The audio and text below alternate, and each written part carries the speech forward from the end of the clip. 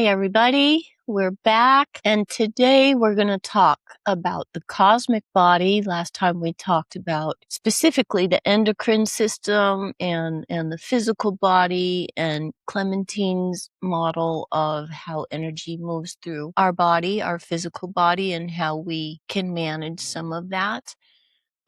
We specifically did not cover all the systems in all of any one system because it's too much, but we can add to anything anybody wants us to add to. Drop us a comment, all the things. But today what we're going to do is I am going to complement Clementine's presentation with the cosmic body, information with the cosmic body.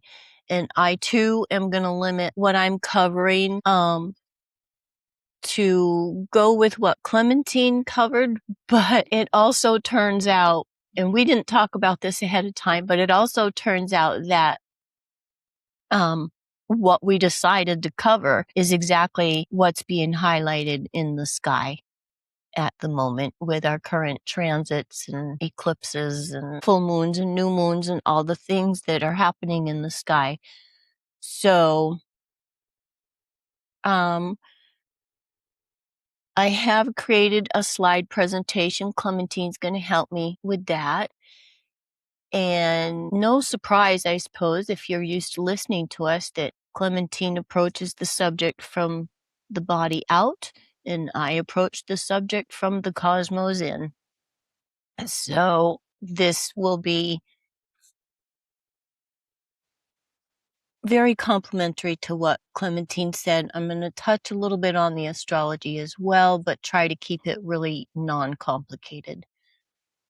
So for now, I would like you just to take a deep breath and come on in, enter this journey with us. And as it says, come in with an open heart, observe, listen, and feel, and then walk away and wonder. Okay, Clementine, you want to start us on the first slide? It's there already. Next one. That one. Perfect. So this is actually two versions of the same thing. Are we going to... Oh, yeah, they'll have it. I did that last time. Like, are we going to make this available? It's in the recording. I'm with you. That's why Clementine is doing the technical part, guys. Because I ask questions like that. Okay. So what this slide is telling you is actually two versions of the same thing. And the one on the left is more like meditative and flowy. And the one on the right is just a logistical chart. And what I'm saying here is as above, so below. We hear it all the time. But I want to show you how literal that is because our thoughts are not inside our body. Our thoughts exist out in the field. And our bodies process what happens in the field. So what thoughts we pull into our body, they're traveling, they're transient. They come in, they go out, they come in, they go out. If we choose to hold on to those thoughts, or let's say the thoughts we choose to hold on to are the ones that create the patterns, that create our physical reality. So we have our thoughts out in the field. The field is an energetic field. It's electromagnetic plus all the other waves, but let's just stick with the electromagnetic for simplicity's sake today. That's the ones I'm talking about because that's what this system is. Our body is a physical electromagnetic system. And it is exactly how we interface with the field around us. And please understand, I'm making everything like super simplistic, so that leaves for errors if anybody's going to get nitpicky. And I understand that, but I'm on purpose trying to keep it simple, okay? So this energetic field is where the zodiac belt is, the signs of the constellations. I mean, the signs of the zodiac. And I want to say right here that the constellations, okay, so what I would like to say here is that the signs of the zodiac and the constellations are not the same thing. So when I am talking about the field and the zodiac, I'm talking about specific patterns of geometry that exist in very specific 30-degree widths. If you look at the constellations themselves, that is not the case. For example, Virgo is a really massive constellation, but the zodiac sign is still exactly 30 degrees. Okay, so the signs in the zodiac are not the same as the constellations. Okay, the constellations are something completely different, but the signs of the zodiac are areas that are in a belt. They form a loop, a hoop around the earth. And each section of the zodiac filters frequencies directly to us. And I'm going to stick with EMF, although I know it's all the others as well, but I'm focusing on the EMFs. So the frequencies come from the original sun, and they're filtered down and filtered down through our sun, filtered into the zodiac signs, and filtered to us in a manner that this body, this processor, can absorb it. And it is our nervous system that connects with the electromagnetic coming in the field. It's what permeates through us, and the nervous system grabs that. Each of the zodiac signs has its own specific energy and its own frequency. And then we will absorb those energies to specific places or functions within our bodies. So what is called medical astrology, there's an entire field of medical astrology, and certain parts of the body and certain functions within the body are associated with certain planets and certain signs. And I'll get into that in a little minute, and it'll make it a little bit easier for you to understand why that is. But right now, I'm saying the energy comes down from the field to our nervous system, from our nervous system to the glands. Glands produce the hormones, travel out into the rest of the body. The hormones talk to the organs, and the organs supply the physical body. And this is how energy is pulled out of the field and gets denser and denser and denser until it becomes our physical body. And if you want to go to the next slide, Clementine, I think that's the one that talks about correspondences. And there's really not like super, like we don't have to focus on this. I just want to point out the correspondences of how many 12s there are. And there's 12 zodiac signs. There's 12 cranial nerves, 12 ribs, 12 thoracic vertebrae in the body, the 12 cell salts, super important right now. That's what I'm talking about. The 12 major organ systems and the 12 glands. Now, the 12 cell salts, there's 12 different cell salts or tissue salts. Some people call them tissue salts. It is those salts in our tissues that actually convert the energetic elemental properties into physical elements that we process in our body. So it's from the salts to the salts coming in and giving it structure. And then I'm going to get all geeky explaining that. So we'll just leave it. And just, I get so excited about how I love all of this. But, and along with the 12 zodiac signs, there's planets that are associated with those zodiac signs. So if you're listening to somebody talking medical astrology, they bounce back and forth between signs and planets, and it gets confusing. So I will not talk about planets today. Just know they're in there, playing their role.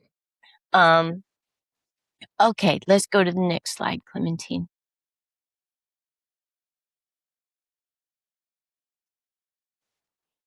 There we go. The body systems.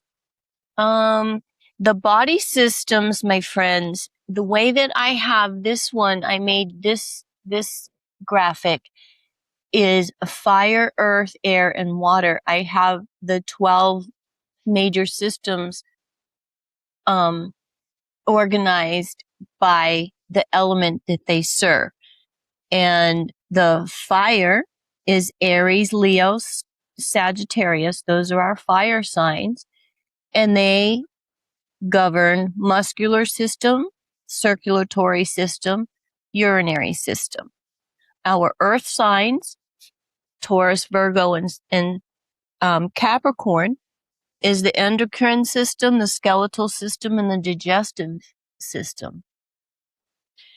The air is integumentary. I don't know. This is a new word floating around out there. It's a fun one. It means your skin system. Integumentary skin system, which is your hair and nails and all that too. And the nervous system and the respiratory system, those all belong to air. In water, we have reproductive, both masculine and feminine, and the lymphatic system, the immune system. So all the cleansings. Okay.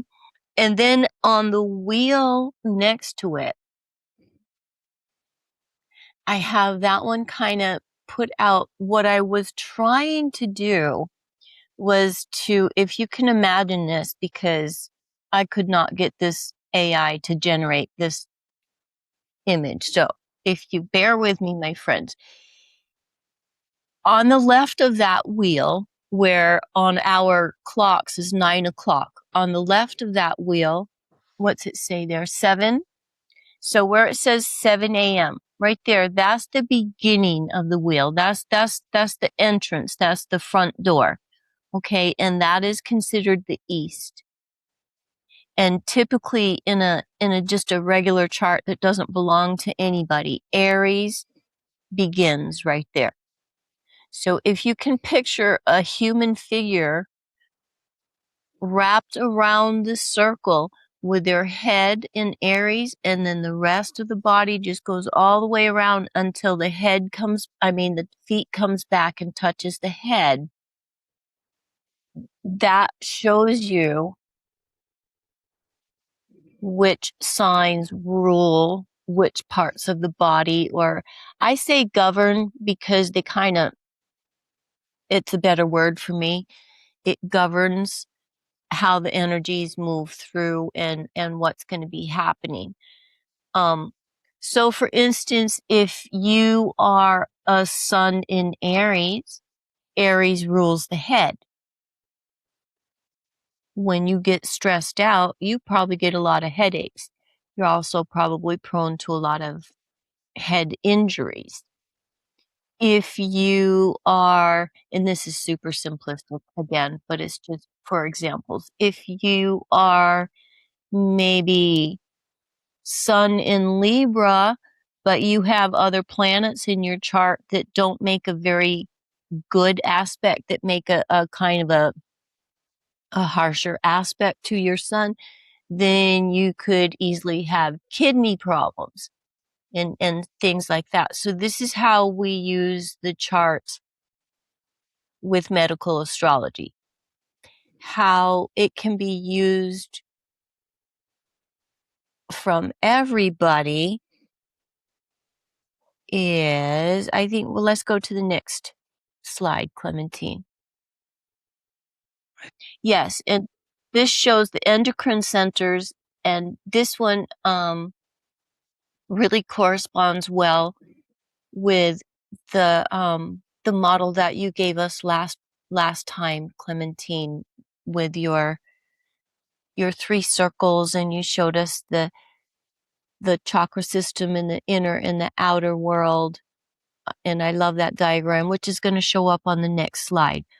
But this is specifically the endocrine centers. And up at the top, we've got the pineal. That's ruled by Pisces and Neptune. In the astrology right now, Neptune has been in high profile. And for a while, in 2025, for a long while, Pisces was in its own sign. And that's where everything exploded on the internet, was everything's about the pineal gland, pineal. And that's why, because that's what's floating around in the field. And everybody is having easy access to that because those are the energies in the field that are in highlight. Okay. So, the pineal gland regulates melatonin, regulates our sleep and our wake cycles. Neptune and Pisces in astrology governs our dream world. So you see how these are all connected with just little different tweaks of how they're using that same energy. So for me, I have Pisces high in my chart, and I have other planets that are placed in there too. But I have Neptune in Scorpio. So while I'm looking at all the transits that are happening that the astrologers are talking about, if something they're talking about touches one of those points in my chart, then I look at the issue. But for the astrologers who are just out there saying, all Virgos, this is what's going to happen. That's not quite true. So as a sun sign, you can look and say, oh, that might be happening for Virgos, but it depends on where that particular thing that they're talking about sits in your own chart for how it's going to play out in this body. Okay, so if they're telling me that there's Neptune in Pisces is blah, da, da, da, da, da, da, da, da, then I'm going to look in my chart and I'm going to look where Pisces is, and I'm going to see if that applies to what's happening. Okay. The thyroid gland is also in high profile right now because of Mercury and Gemini is who governs the nervous system. And I think I touched on this a little while ago, that one of the big aspects that we have that's going to be lasting from now to 2033 is Uranus and Gemini. And that's why we started talking about the new nervous system. That is exactly what it means. And so affecting the thyroid, I find this is interesting. I'm sorry, I geek out on stuff like this.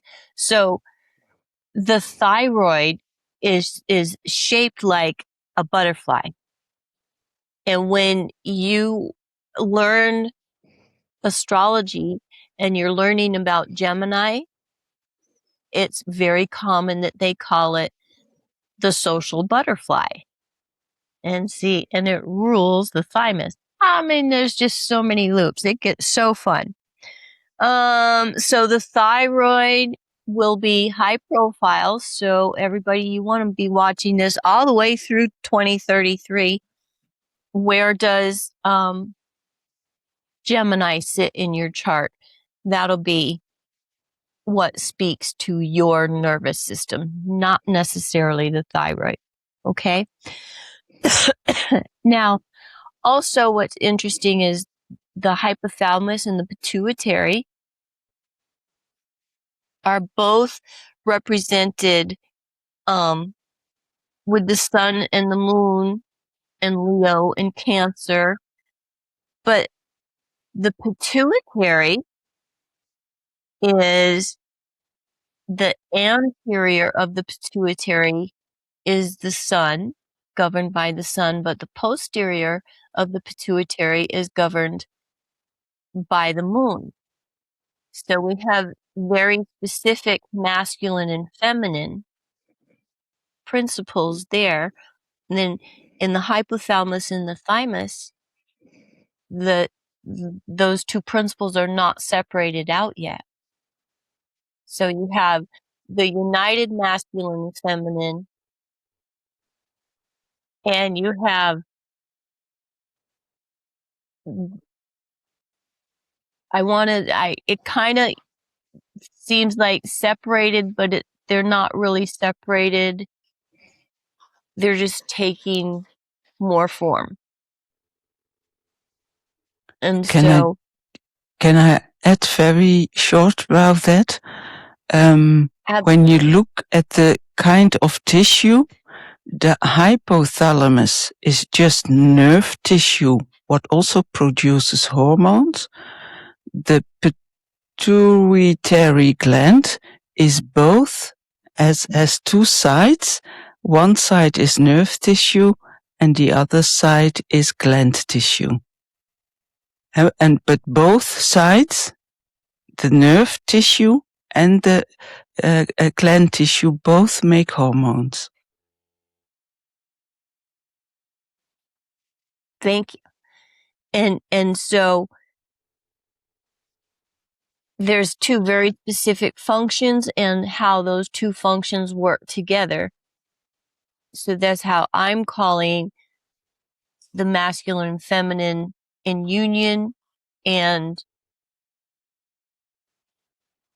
I can't think of the word I'm trying to say, separated out from each other.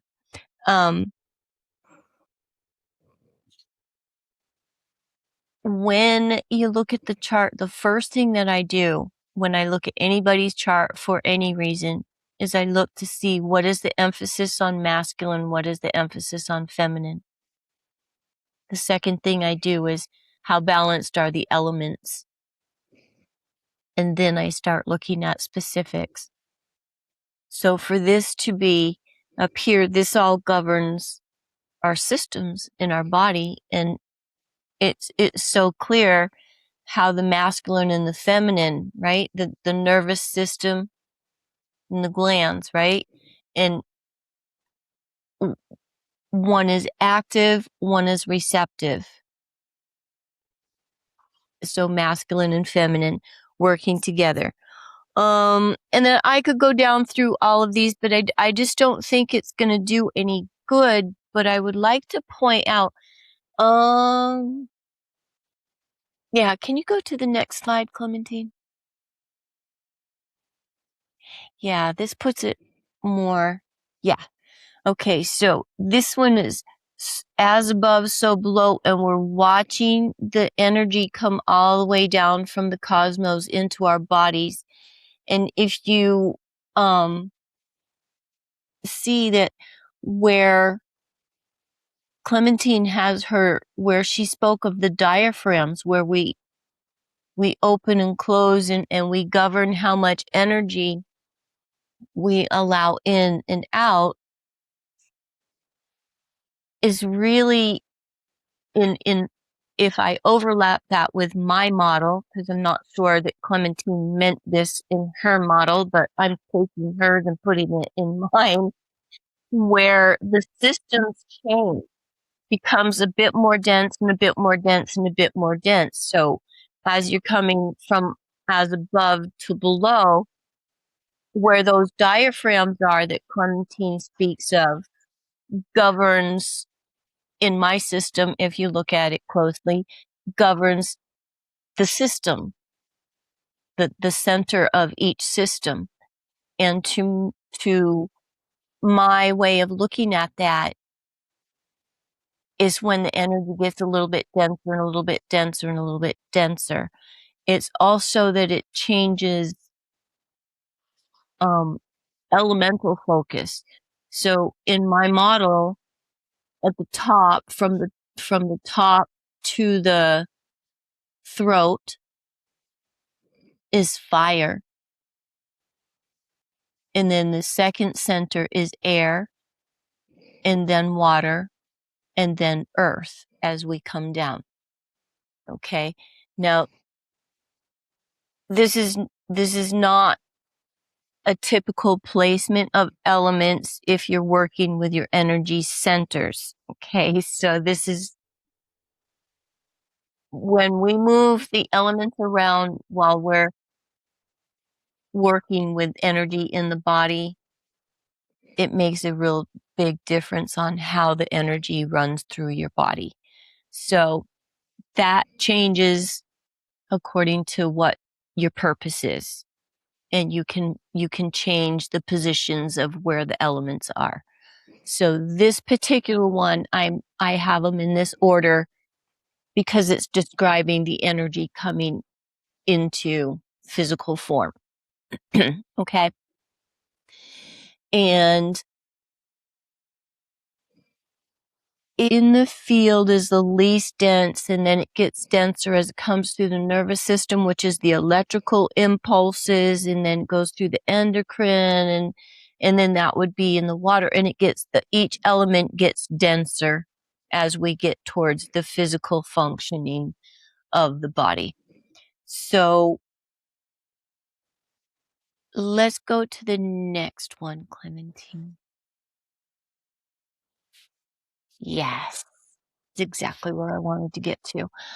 So right here, if we can go back and put that picture, that human body around where the head is at 9 o'clock and it swoops down the bottom of the chart and then comes up and then the feet touch the head, which puts the knees would be up around 12 o'clock. Okay. She's really stretched out. What happens is if you look at the hours of the clock that are around the outside of the wheel, every 2 to 3 hours, a different area is in function. So if you're picturing this like the sun traveling through the day, okay, when the sun is from 6 to 8 a.m., it's highlighting the specific area of your body, which in this model is Aries, is the head, all the things in the head. So anything that you want to do for, like your pineal activations and such things, anything for the head will be an extra boost. It'll be easier. There's more support from 6 to 8 a.m. Okay. When you get over to 6 p.m., we're like over in the kidneys, and that's Libra, all the things that are governed by Libra, and anything that you want to do to support those. So there's a specific cycle of the day where the sun moves through every area of our body. The sun brings vitality to each area of our physical body every day. If you are working on a specific area, it's good to know when that area is highlighted.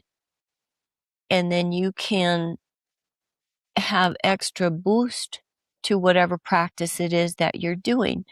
At the same time, if you have planets that are being challenged with the current transits, you can check to see where the moon is during the day and add. Like if I was thinking of kidneys and what have you, maybe 6 o'clock, maybe that's why I'd make sure I drank my electrolytes during that hour or 2-hour frame, something super specific like that. And I know I'm giving really simplistic examples. I know, but I have to. Um, I have to keep it simple, otherwise I'll be here for days. Huh. What else did I want to say about that? Oh, because if you notice, when we get to the part where we're sleeping, the hours in the day that we sleep are over from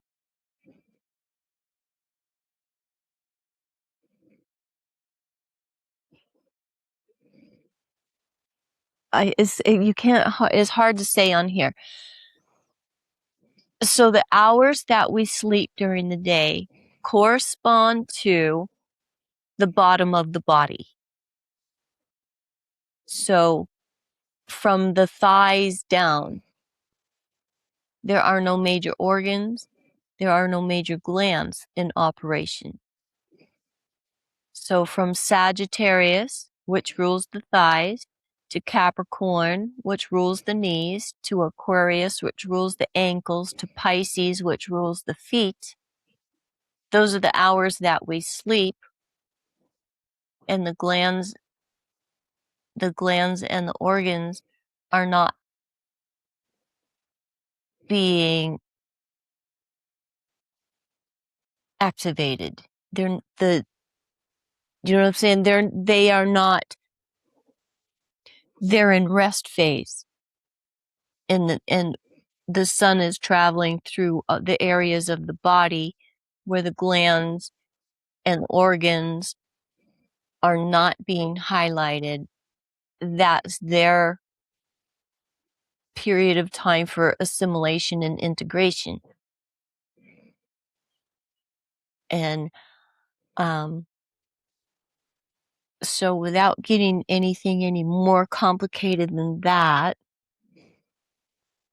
that is how we use astrology to talk about, yes, that is how we use astrology to talk about the cosmic body and integrate the energies and frequencies that are being broadcast towards us so that we can absorb only what we need, and we can transmute that energy into exactly what the physical body needs. And our astrological chart is a very literal map that reflects what's happening in the field as opposed to what's happening in your body. It's happening in your field. Your body is processing what you're holding on to in the field. And so when other energies in the field come toward that, then we decide how we're going to manage it. Are we going to integrate it into our bodies, or are we going to let it go? And all of the aspects and transits and all the things that astrologers talk about are impacting that. And the big ones right now is Chiron moving into Taurus. That's your immune system, the endocrine system.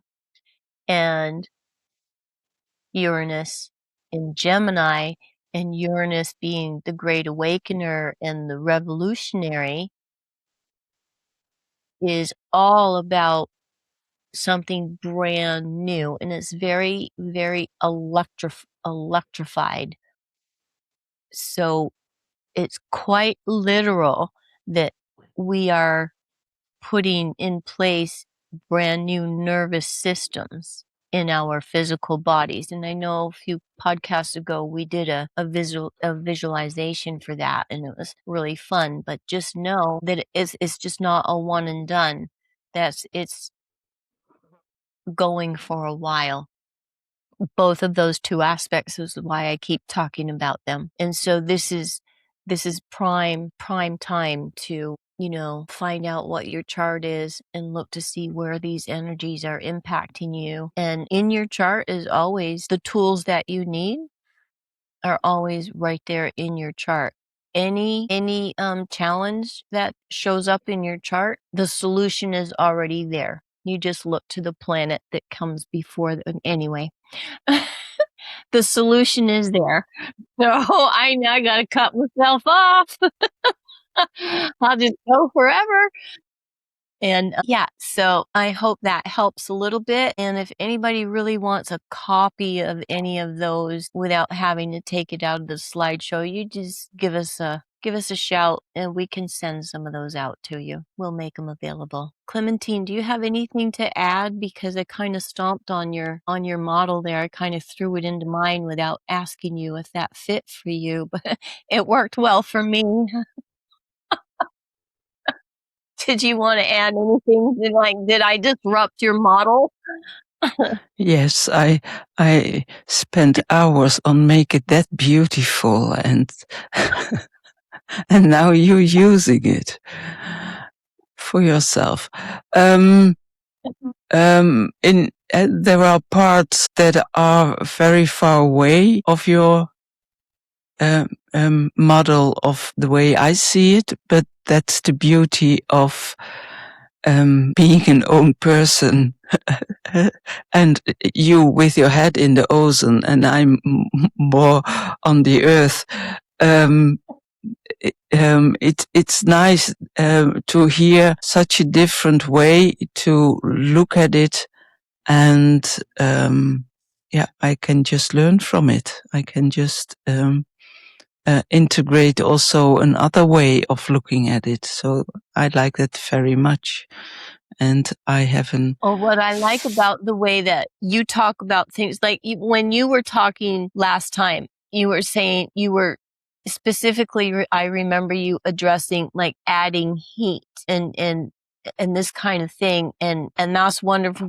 These are the kind of things that when we look in the chart, that's what we say. Like for me in my astrological chart, I am missing the element of fire. And so anything that I do consciously to add fire is a very conscious thing because I am personally very aware of not having fire and how that plays out. And of course that affects your organs and your tissues and all the things, So yeah, I like the way it crisscrosses. Yeah. And for me, of course, fire is one of the sacred elements of Mother Earth. So fire is in the way I'm looking, and not only fire, all the elements, of course, are the word in my head is prominent. Or but in the way I wanted to say, in the way I'm working. Let me say it as an osteopath. When I work as an osteopath, then it isn't that much present. I'm making myself it very difficult now because it is always present for me, but in the normal osteopathy, it isn't very present. But in how I work and it is always present. So what I'm thinking, or let me ask you, what do you mean with the field? Because I think I know what you mean with the field, but I'm not very sure. And what I mean by the field is before it becomes energy, before the electromagnetic phase. So for me, the field is kind of like the void. Other people will call it the void. Okay, that's to me, that's all cosmic mother, cosmic father. But these aren't the words that they use in astrology, but they're mine. Is how I see it. Yeah. Nice. So for me, it's just consciousness, pure consciousness. Yeah. And then the thoughts happen and then energy, then things start to move. And as soon as there's movement, then it becomes something else. It's the movement that creates the light creates the sound, and then the density starts to happen. Something has to coagulate. So that's how I see the field. And I see that the masculine force as the electro part and the magnetic force as the feminine. So electromagnetic. And I see, like, if we're making a graph and we go like this, so this is electro and this is magnetic, and all of the where it crisscrosses, all of those intersections, it's like if we in the field, if we have that big grid like that, each one of those little intersections, to me, that takes form like a tapestry. So in this tapestry of life, each one of those little intersections where the threads cross, that's one of us. Each one of us is one of these little black holes right here where the energies just come and they start to swirl. It's that first swirl right there, that's the masculine and feminine. And then from there, we become a little vortex and we grow all the other things that make us this eventually. Nice, thank you. Do you have something to add? I don't think I have anything to add because I kind of want to leave it really simple so they can just go back and absorb what I said. Because when I start adding things, I get out on loops and then it complicates what I already said. And I know I super oversimplified, but that was on purpose. Yeah. Because if you can just get a hold of your chart and know your placements, when you know the transits that are happening, it's much more valuable than just listening to somebody say, all Virgos, this is what's happening for you. And you don't really have to know astrology or even understand it to understand that when something in the sky is in the same space that you have something in your chart, it's going to affect you. So let's talk about what the chart is. The chart is a snapshot of the sky the moment that you took your first breath. So it's the portal that you entered this reality and it's yours. And that is the map of your soul. It holds all the information of your journey, of your unfolding.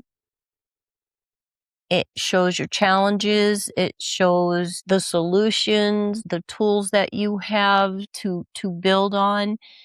And so if you have a snapshot of what the sky looked like at the moment that you were born, and then 30 years later, somebody says, hey, this is back in that same space as it was when you came in the world, you see it's going to affect you. As opposed to maybe another Virgo who has nothing there, that's not really going to affect them. So when they do all Virgos, all they're considering is the sun, but there's 12 planets in the chart, points and planets, okay? And they're leaving all that out. So for me, that drives me insane because I'm such a holistic. You got to consider the whole picture all the time. And the sun rules the heart, Mars rules the head, Neptune rules the feet. If I have something happening in transit and it says, like it's a harsh aspect to Neptune, well, that might not affect my Neptune because that's the Neptune that's traveling in the sky. But if that Neptune is making a harsh aspect to mine, I might want to be careful about where I'm walking and how I'm walking, like fall down the stairs or trip. I trip a lot too. I trip on stuff that's not there. Shocking, huh? Oh.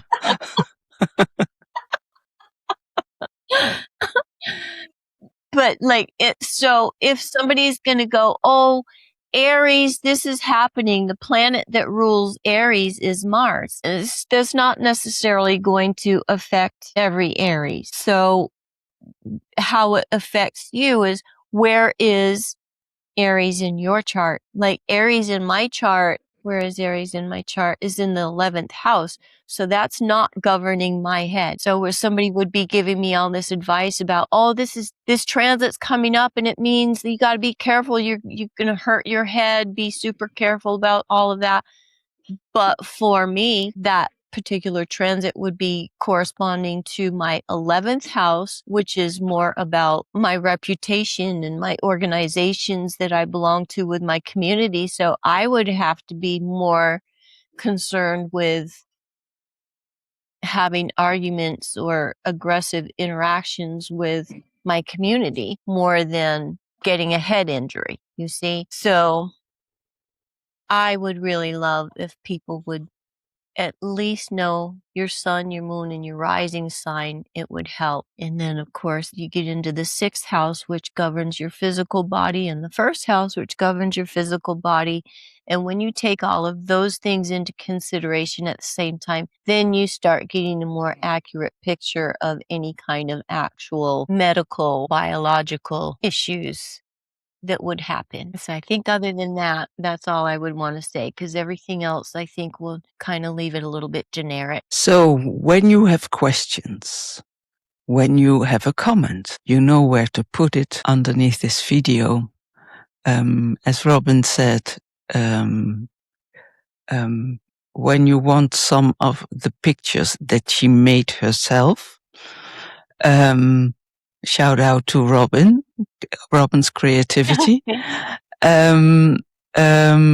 There is you can send an email to podcast@authentic-or-feminine.com. I will blend it in underneath here. So when you want some of the pictures, please let us know.